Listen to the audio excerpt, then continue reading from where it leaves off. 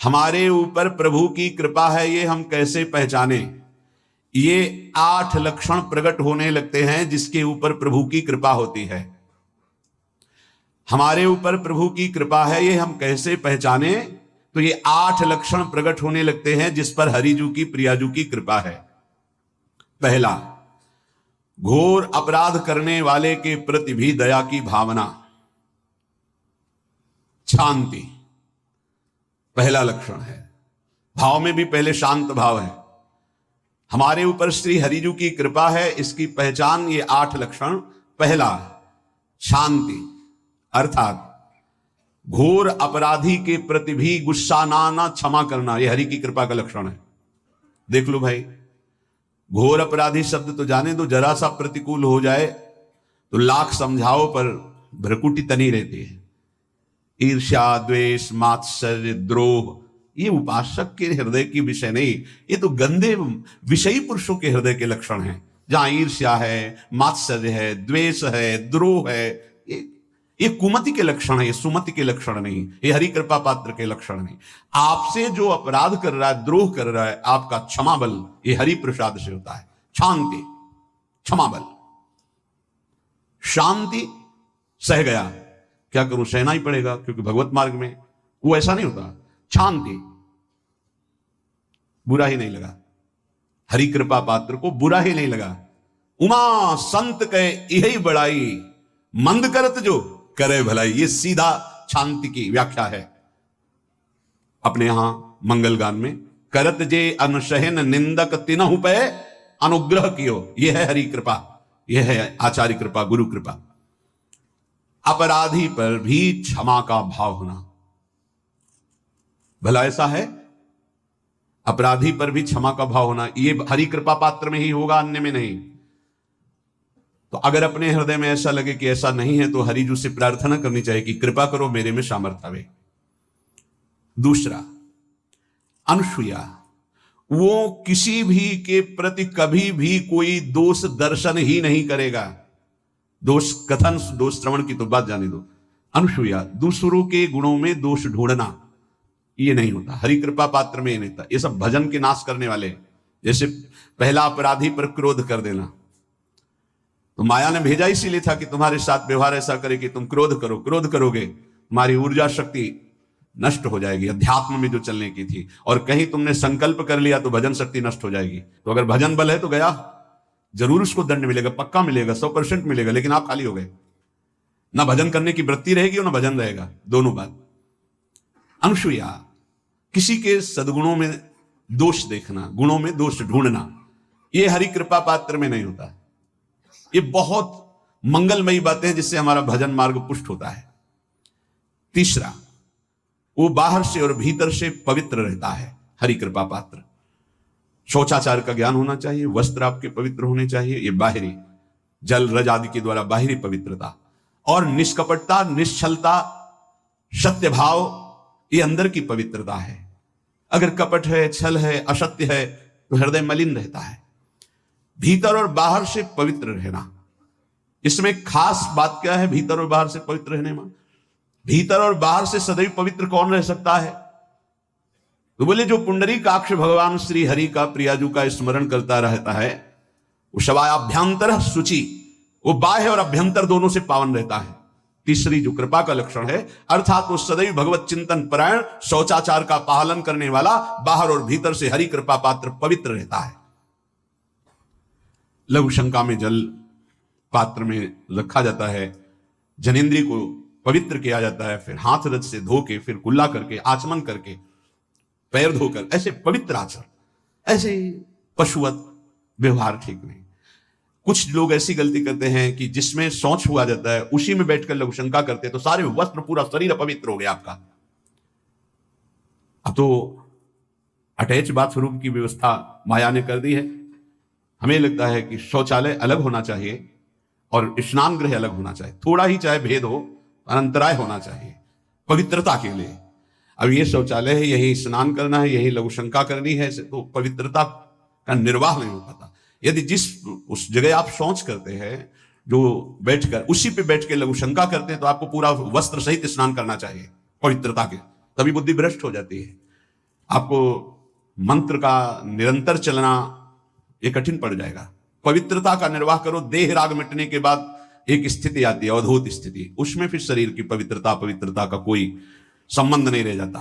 पर अभी तो संबंध है ना देह भाव से, तो बहुत हो से लघु शंका ऐसे करें कि आपके पैरों में वस्त्रों में छिट्टी ना पड़े। पवित्र रहें, हर समय हमें पवित्र मंत्र जपना है, नाम जपना है, श्री की सेवा में रहना है। बहुत जल्दीबाजी खड़े खड़े लघु शंका की, छिट्टियां पड़ रही बस ऐसे चल दिए, वो पशुवत आचरण भगवत मार्ग में नहीं चल पाओगे। वो अंदर तुम्हारे व्याकुलता पैदा करता रहेगा भोगों की, संसार की। शौचाचार का बहुत बड़ा फल है, शरीर राग छूट जाएगा। ये बात समझ लो, शरीर राग छूट जाएगा। शरीर संबंधी पवित्रता शरीर राग छुड़ा देती है, आंतरिक रहस्य है ये। चौथा, ऐसे कार्यों का अनुष्ठान न करें जिनमें हमारा भजन छूटता है, जिनमें सत्य छूटता है, जिनमें भगवत भाव छूटता है। जैसे आपके ऊपर कृपा हुई, आप भगवत मार्ग में चल रहे हैं, अब आप ऐसे सांसारिक कार्यों का अनुष्ठान कर रहे हैं जिनमें आपकी चित्तवृत्ति बिल्कुल भगवत विमुख हो रही, तो जीवन का लाभ क्या होगा? लाभ तो है भगवत स्मरण से। इसी की मानो टीका है, छठदम शील विरत बहु कर्मा, निरत निरंतर सज्जन धर्मा। शीलवान और ऐसे कर्मों से विरत जिनसे भगवत विस्मरण होता है, जो सज्जन पुरुषों के द्वारा धर्मानुष्ठान होते हुए उन्हीं का अनुष्ठान, ऐसे कर्मों में ना जाए जिससे भगवत विस्मरण होता है। जैसे कल एक ने प्रश्न किया कि मैं खाता तो नहीं लेकिन मांस की दुकान में मांस बेचता हूं, होटल आदमी, क्या उचित है? ये उचित कैसे हो सकता है? तुम और भी तो व्यापार कर सकते हो। जरूरी है धर्म का पालन करने की इच्छा करते हो, धर्म आचरण करते हो, ऐसा नहीं। तो विरत बहुकर्मा, उन कर्मों से हमें विरत रहना है जो हमारे धर्म के विरुद्ध है, जो भजन के विरुद्ध है। हरि कृपा पात्र ऐसे कर्मों का अनुष्ठान कर ही नहीं सकता। और शारीरिक श्रम इतना जिससे हमारा भजन का तार ना टूटे। जब भजन का अभ्यास किया जाता है तो हर कार्य को सुचारू रूप से करते हुए एकाग्रता भजन में रखी जाती है। हम वो कार्य जल्दी से कर ही नहीं सकते जिसमें भजन छूट जाए और कार्य पूरा हो। नहीं, हम कार्य करेंगे, हमें छोड़ दीजिए, हम अपने चिंतन से युक्त होते ही बिल्कुल कार्य करेंगे। जैसे कई साधक हैं, उपासक हैं, बड़े अच्छे उपासक हैं, उनको आप कार्य दीजिए कि आप पानी गर्म कर दीजिए। पात्र बहुत सुंदर साफ होगा, पानी बहुत, लेकिन आप कह दीजिए कि 5 मिनट में गर्म करके ले, तो उनसे असंभव नहीं होगा। छोड़ दीजिए उनको। आप वो मतलब ऐसा कार्य करेंगे प्रशंसनीय, पर वो समय से। उनका एक सिद्धांत है, बहुत अच्छा लगता है। अपने को पता है इससे जल्दीबाजी नहीं होनी। पात्र मार्जन करना है, छोड़ दीजिए, आप उसको टोकिएगा नहीं, आप जल्दी मान के, उससे नहीं होने वाला। वो तनिक भी दोष नहीं रहने देगा पात्रों में, पर समय दीजिए, आराम आराम शिव कर। हमें अच्छा लगता है। भगवत चिंतन परायण उपासक की यही वृत्ति होती है। पोछा लगाना है, बिल्कुल बढ़िया लगेगा, लेकिन आपको सर से घुमा दे वो ऐसा नहीं होगा। आप छोड़िए और जाइए, हटिए, और वो अपने ढंग से लगाएगा और एकदम क्लीन करके। यही उपासक का लक्षण होता है। जो कार्य करेगा सांगोपांग करेगा, पर वो बहुत मस्ती से होगा क्योंकि उसका भगवत चिंतन चल रहा है। अधिक ऐसे जिससे हमारा चिंतन छूट जाए, थोड़ा संयम में आना चाहिए। ये भगवत कृपा पात्र का लक्षण है। अपने भजन का फल देखना भगवत कृपा पात्र की, सबको प्रदान कर देना। हिम्मत है? अपने भजन, इतनी मेहनत से किया हुआ भजन, भजन होने के बाद, हे प्रभु इस भजन का फल हो, सर्वे भवन्तु सुखिना सर्वे सन्तु निरामयः। यहां तो कहते हैं महाराज एक माला रोज आपके लिए करता हूं कि आपकी बीमारी ठीक रहे, तो शेष किसके लिए करते हो प्रभु? शेष अगर इष्ट और गुरु के लिए तुम्हारा है कि एक माला करते तो फिर इतनी माला करते तो हमें क्या होगा? सब आपको दे देंगे तो हमें क्या होगा? तभी भजन का रहस्य नहीं जाना। सबके मंगल के लिए अपने भजन को समर्पित कर देना। देखो भाई भजनानंदी, भजन में अरुचि होने लगेगी? नहीं होने लगेगी। सुबह से शाम तक पसीना चुआए हम और भजन का फल दे दे सबको, तो इसका रहस्य बताते हैं। सबको जे भी कहा सर्वे भवन्तु सुखिना, तो सर्वत्र विराजमान भगवान वही पलट कर अनंत रूपों में आपके ऊपर बरस पड़ेंगे। ये आंतरिक रहस्य है। हमने जो भजन किया वो एक सीमा में था, जब हमने संपूर्ण विश्व को दे दिया तो असीम बनकर वापस हुआ। ये भाव न समझ में, अगर ये भाव न कहे तो एकदम लगे हम अपना भजन क्यों दे दें सबको? उस सर्वात्मा में विराजमान जो हमारा प्रभु है उसी को समर्पित कर, सर्वे भवन्तु सुखिना। तो वो सब पलट कर सब जगह से वापस आया, सबका आशीर्वाद आया और वो महान बनता चला गया। ये लाभ है, आंतरिक लाभ है।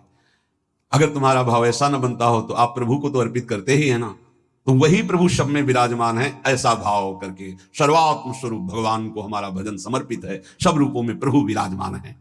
ये हरि कृपा पात्र का लक्षण चल रहा है। और छठवां, अपने भजन से अपने लिए कुछ भी ना चाहना और दूसरों की तो बात जाने दो, दूसरों से कुछ ना चाहना ये तो ठीक है, अपने भजन से अपने लिए कुछ ना चाहना है हिम्मत। देखो ये हरि कृपा पात्र में हिम्मत होती है। अपना भजन अपने प्रयोग में ना लाना, इसका भी आंतरिक रहस्य है। अपने प्रयोग में आप शरीर को लेकर के बोलेंगे, अगर स्वरूप को लेकर तो प्रयोग की कोई वहां जरूरत ही नहीं, स्वरूप पूर्ण काम है, वहां कोई अभाव नहीं। जब आप कोई भाव अपने लिए करेंगे तो देह भाव होगा, देह भाव से किसी विषय की मांग होगी। विषय पूर्ति भजन का फल नहीं होता, भजन का फल होता विषय निवृत्ति। बहुत जोर की बात है, कैसे समझ में आए। अपने भजन का भी फल अपने लिए नहीं, दूसरों से कुछ चाह रखना तो बात ही जाने दो, भजन से भी कोई अन्य सुख की चाह नहीं हुई। क्या चाहिए? भजन ही बनता रहे, भजन का फल भजन बनता रहे, खूब निरंतर जप करते रहे। सातवां, किसी भी मान सम्मान कीर्ति पद प्रतिष्ठा के मिलने पर हृदय का असंतुष्ट हो जाना, यह हरि कृपा पात्र का लक्षण होता है। प्रणाम नमस्कार जय हो तो हृदय में असंतुष्ट हो जाना चाहिए। कोई किंचन मात्र अभिमान न उदय हो जाए। प्रभु बचाओ, ये माया की चकाचौंध से बचा लो नाथ। कौन सा अपराध बन गया कि आपकी जय की जगह यहां हमको ऐसा सुनना पड़े। जैसे एक बार महापुरुष जन कहे थे कि जब गुरुजन बड़ाई करने लगे सामने शिष्य की, तो उसको ग्रीवा झुका लेनी चाहिए, पश्चाताप करना चाहिए कि कोई गलती हो गई, आज हमारे गुरुजी ने हमारी बड़ाई कैसे कर दी, इसका मतलब कोई दोष बन गया, कोई गलती हो गई, और प्रार्थना करना चाहिए कि क्षमा कीजिएगा महाराज, अगर कोई गलती हो तो दंड दीजिएगा, लेकिन ये दंड मत दीजिएगा कि आप हमारी प्रशंसा कर रहे हैं, भगवान इससे बड़ा और कोई दंड नहीं हो, ऐसा महसूस होना चाहिए। सम्मानम कलयाति घोर गरलम, ये हरि कृपा पात्र का लक्षण है। नीचापमानम सुधा, नीच पुरुषों द्वारा किया हुआ अपमान अमृत के समान लगे और सम्मान विष के समान लगे। मान प्रतिष्ठा कीर्ति जिसके लिए बड़े बड़े लालायित रहते, हरि कृपा पात्र को विष की तरह चुभती है। और आठवां, किसी भी प्राणी समुदाय से संबंध ना रखते हुए सब पर दया की भावना, सब पर कृपा की भावना, सब पर करुणा मैत्री, पर किसी से ममता नहीं। ये सूत्र बहुत व्यवहार में प्रयोग करने योग्य है। सबसे करुणा और मैत्री, पर किसी से ममता नहीं। करुणा तो करी भरत जी ने, मैत्री भी की मृग से, पर ममता रहित नहीं रहे। ममता कर ली तो अगला जन्म हिरण्य का हो गया। ममता नहीं रखनी, निर्ममो निरहंकारा। करुणा मैत्री तो करनी है, जैसे इसमें आदेश, गीता में जी आदेश है, अद्वेष्टा सर्वभूतान मैत्र करुणा वच, पर निर्ममो निरहंकारा, ये साधक की चतुरता है। प्राणी मात्र पर दया कृपा करुणा मैत्री, पर ममता नहीं। ममता किसी से, और यहां करुणा मैत्री ये तो गायब हो गई, केवल ममता रह गई है। अपने शरीर से ममता, शरीर संबंधियों से ममता, विषय भोगों से ममता, यही जहर है। संबंध में ये ममता ही जहर है, विचारों में अहंकार जहर है, कर्मों में ये आसक्ति जहर है। इसी जहर को मिटा दे तो जीवन मुक्त महापुरुष कर्म करते हुए, विषय सेवन करते हुए, वार्ता करते हुए, विचार करते हुए, बिल्कुल जहर रहित उसका जीवन हो गया। तो ये 8 बातें हरि कृपा पात्र में होती हैं, इनको बार बार सुनना और हृदय में धारण करना। जो भक्त होता है, हरि कृपा पात्र होता है, उसमें ये 5 बातें कभी नहीं जागृत होती, स्फुरित ही नहीं होती। पहला, किसी से ईर्ष्या, दूसरा किसी से घृणा, तीसरा किसी से भयभीत हो जाना, चौथा भजन सेवन नृत्य गायन आदि में लज्जा लगना, 5वां किसी की निंदा करना, ये नहीं होती।